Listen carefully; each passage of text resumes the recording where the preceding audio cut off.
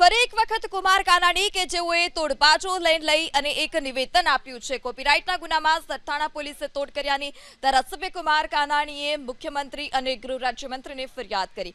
સરથાણા પોલીસના કોન્સ્ટેબલે કોપીરાઇટના ગુનામાં 8 લાખનો તોડ કર્યાનો આરોપ છે.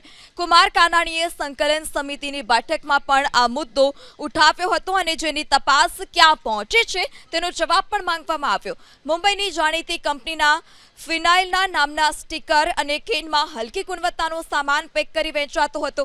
જે તે સમયે કાગળ પર 20 લાખનો માલ હોવા છતાં 3.31 લાખનો જ માલ બતાવવામાં આવ્યો અને 2 આરોપીઓના નામ પણ ગુમ કરી દેવામાં આવ્યા. જોકે પોલીસ કમિશનરે ઝોન 1 ડીસીપીની પૂછપરછ માટે આદેશ પણ કર્યા હોવાની વાત સામે આવી છે.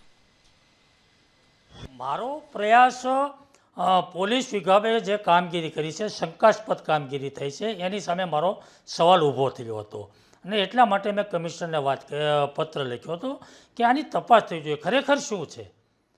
મારે કોઈ ગુનેગારને બચાવવા કે કરવું નથી, પણ પોલીસની જે કાર્યવાહી છે એ શંકાસ્પદ કામગીરી છે અને આના આધાર પુરાવા મારી પાસે છે. મારી પાસે મેં કંઈ આધાર પુરાવા વગર કંઈ પત્ર નથી લખ્યો. હું જે કંઈ કામ કરું છું, જે કંઈ પત્ર લખું છું, જે કંઈ કરું છું એ આધાર પુરાવા સાથે કરું છું. હું હવામાં તીર નથી છોડતો અને એટલા માટે પરફેક્ટ વાત છે કે જે કંઈ ઘટના બની છે સાચી છે, પણ એની તપાસ પોલીસ કમિશનરને મેં કીધું છે કે તમે તપાસ કરો, તમે તપાસ કરાવો અને સત્ય હકીકતો હોય એ બહાર આવી જોઈએ.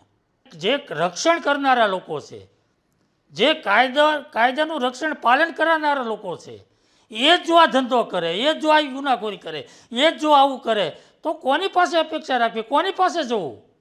જે કોઈ નાગરિક કે પોલીસ અધિકારી કે ચૂંટાયેલો પ્રતિનિધિ કે રાજકીય માણસ કોઈ પણ હોય, ગુનેગારને જો જે કંઈ આપણે સજાઓ કરતા હોય, જે કાર્યવાહી કરતા હોય એ દરેક માટે સમાન હોવી જોઈએ.